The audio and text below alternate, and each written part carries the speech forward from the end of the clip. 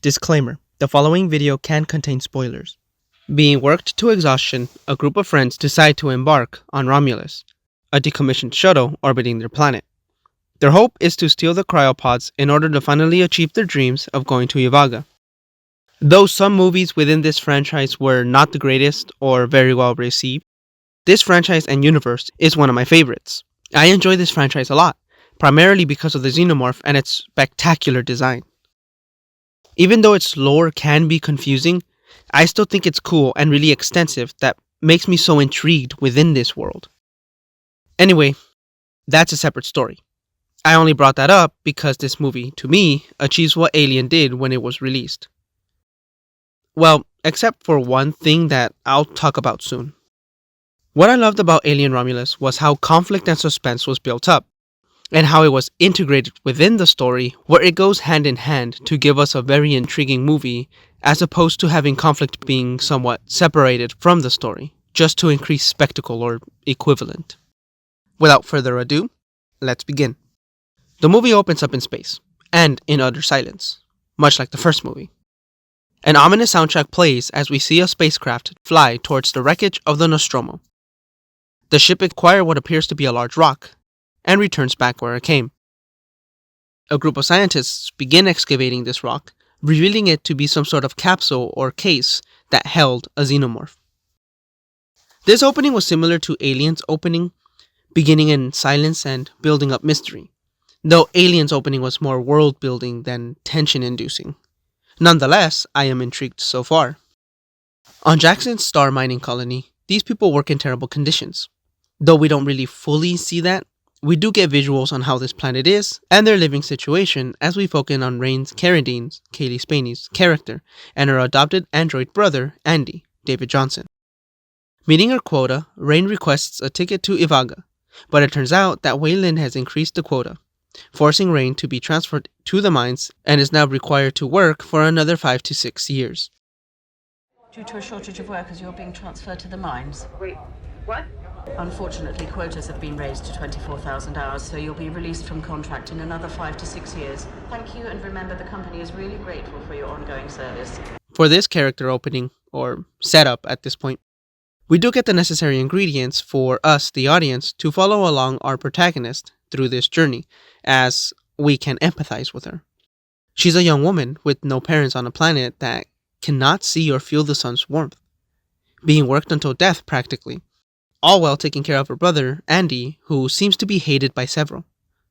In this short amount of time, the movie does a good job establishing several setups that will have well-executed payoffs later on. But for now, let's continue. We get the call to action and the denial of the call, or debate, when Rain's ex-boyfriend Tyler, Archie Renault, apologies if I butchered that, informs Rain of an opportunity to finally go to Ivaga. That being, entering a decommissioned station that is in orbit and stealing their cryopods. Knowing she is caged like a bird and having to work for 5 to 6 more years before she can have the clearance to leave, she accepts the call and we go to Act 2A. While I'm still following this plot and story, I just wish Act 1 was longer, for us to really get to know the cast before they're hunted down by the Xenomorph. That way, we care more about these characters before their unfortunate end. Even little scenes here and there before the call or even debating that call to adventure could have shown us more of these characters, part of their flaws, and their dynamics more, so that their actions have a deeper meaning than just survival. And while survival is one of the most primal instincts we have, allowing us to follow along, I do love knowing these characters more than just the basic, we want this but need to survive aspect we get from the movie. Don't get me wrong though, this doesn't negatively affect my viewing or my enjoyment of the movie. I love this movie. I just wished Act 1 was longer. As they embarked at the station, Bjorn, Spike Fern, kept making harsh remarks towards Andy. Through dialogue, Navarro, Eileen Wu, tells Rain that one day, a synthetic made a calculated choice of sacrificing 3 miners for the sake of 12 others. One of those 3 was Bjorn's mother. So a synthetic made the call to steal them with Bjorn's mom still trapped inside. This got me thinking. What if this scene was shown after that mysterious opening, showing a huge contrast from slow and quiet that the first scene had to the swiftness and loudness that these workers running towards their freedom and survival bring, only to die by a synthetic. Not only would it be a somewhat foreshadowing to Rook, if you will, but it would also add more weight to Bjorn's hatred towards synthetics, towards Andy. The only thing that I couldn't pinpoint if it was mentioned in the movie, so let me know in the comments down below, if that synthetic was Andy. After almost closing the door on Tyler, he made a comment saying, "Better than last time, wouldn't you agree?"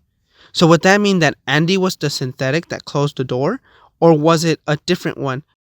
Or did he only mention that because of those events?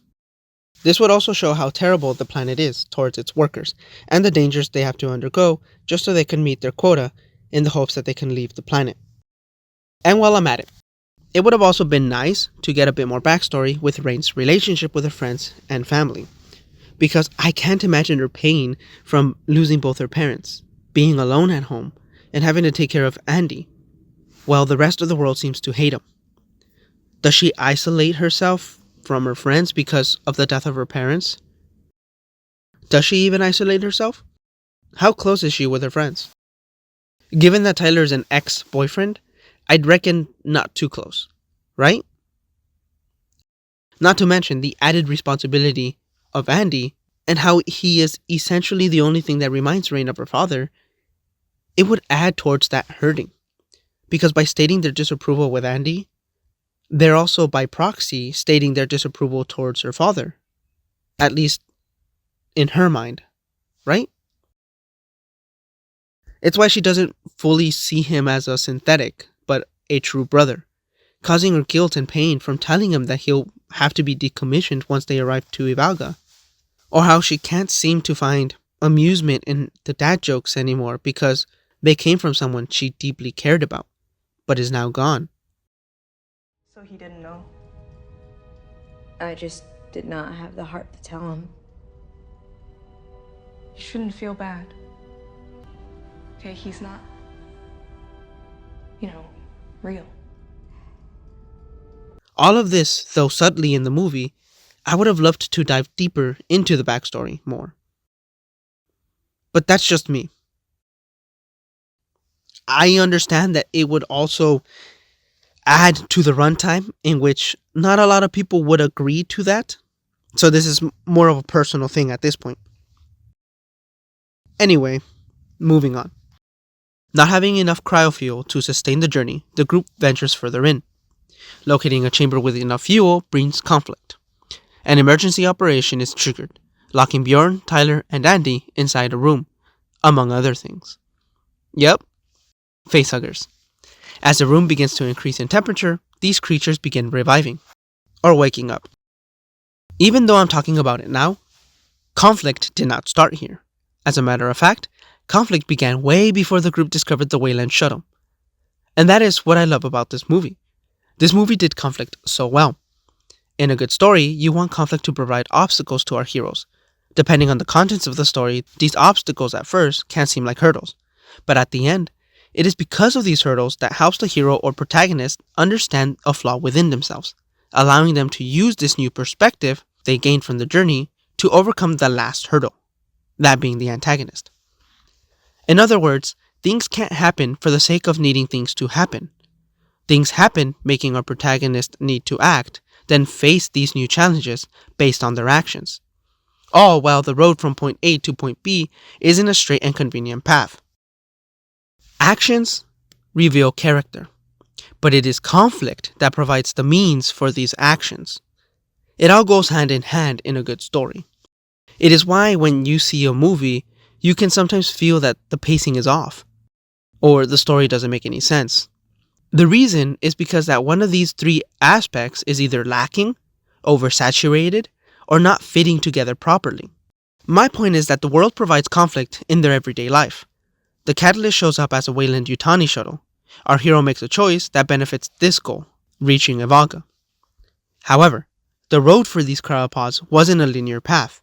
conflicts arose that made our heroes need to act, leading into more and more consequences, hurdles, and, well, conflict. And the best part is that these conflicts weren't just written for the sake of having a story. They weren't unrealistic in the fact that the things that happened make sense. The things that happened made the movie flow nice, which is great. In order to get out of the room, they insert a security model into Andy. As he resets, facehuggers lurk in the water, threatening our heroes. Although the group managed to get out of the room, a facehugger managed to interlock with Navarro. Wanting to know answers, the group asks Rook, a synthetic we can recognize, for answers. He informs the group of the dangers these creatures possess and gives Andy a new directive. A directive to do anything it takes for the benefit of the company. This puts our heroes into more conflicts, as this isn't the same Andy we've come to know. Scared of losing Navarro, Bjorn runs away from Andy and leaves them on Romulus. However, the facehugger achieved its goal, and out comes a chestburster. And now the real danger presents itself. You won't see me as a child anymore.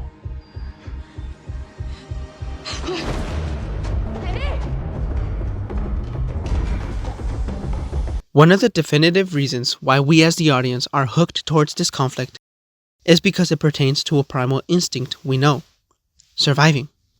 We are invested in the story as we stress over our heroes' fates. It's why this scene, among others, worked so well. Needing to go towards the other side of the station to regroup with their friends, Rain, Andy, and Tyler need to traverse a room full of facehuggers. Conflict. With no other means to get through, they test a hypothesis that would allow them to be invisible to these creatures. At first, increasing the temperature seemed to do the trick, but because simultaneously Kay, Isabella Merced, is in trouble, Tyler becomes scared, getting goosebumps and thus increasing his body temperature and being revealed to the facehuggers. While the scene could have just been a stroll in the park down the corridors as Tyler talks to Kay, scared and all, it wouldn't add much. You wouldn't get the same effect. Thus, this conflict was written in. However, even with the simplicity of being invisible came conflict.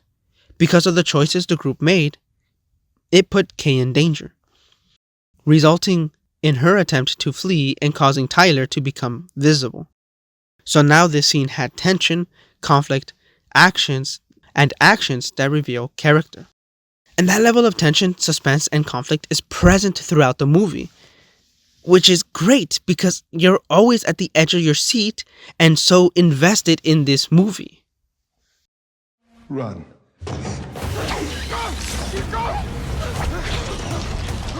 Before I end my review, there are 3 things I want to talk about. I've heard some people didn't like the fact that the cast were younger than any other character from this franchise. Personally, I didn't mind. It gives us something new and a new direction or concept where even though these characters were younger, we can sympathize for and follow their journey. Because at the end of the day, it isn't because they are young that we can follow through their journey, but the situation they were in that we can all resonate with. They are young and overworked.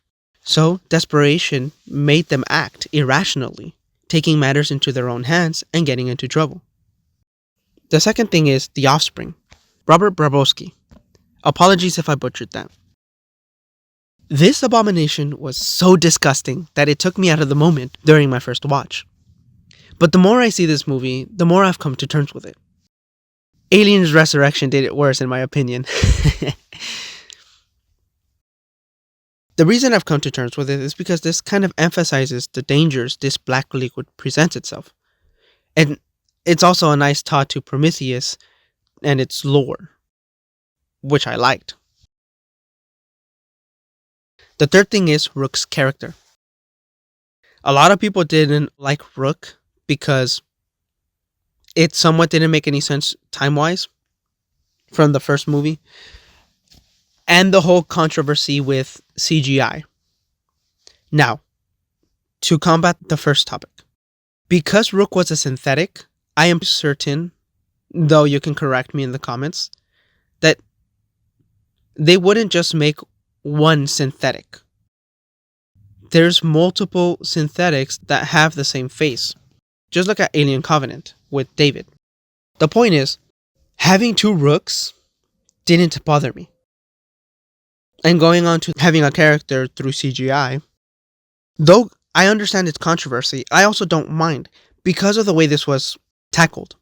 Not only did the production get permission from the family to use Ion Holm's likeliness in this movie, the reason I personally don't mind is because of how true to the character that they made this character be. It was like watching Rook. And that's the thing that I loved about this movie. It was Rook. I feel that that is the correct way to do it and to approach it. It's not ideal, but it's the correct way. When this part of the movie came up and Rook's character was revealed, there was a smile on my face. What's gonna grow out of her? It was amazing seeing Rook to begin with, but it was more exciting to see Ion Holm's likeliness in the movie. It felt refreshing to me because I liked his character in the first movie. Because of Rook's hidden motive, trying to find the perfect organism and a way to perfect humanity, added this tension to the movie that I just loved. Now, of course, they couldn't fully bring Rook's character into the frame, so they transferred it over to Andy through the security module and Rook's directive. Andy was the new Rook, essentially. Not to mention David Johnson's performance as both Andys was spectacular to see. It brought tension to the story and you were always hooked into it. It all goes hand in hand is what I'm trying to say. Do let me know your thoughts about this in the comments down below. I am curious. Overall, Alien Romulus was a fantastic movie for me personally. From the story and its conflict to the acting, production, CGI, like the VFX they were beautiful, man. Sound design and cinematography.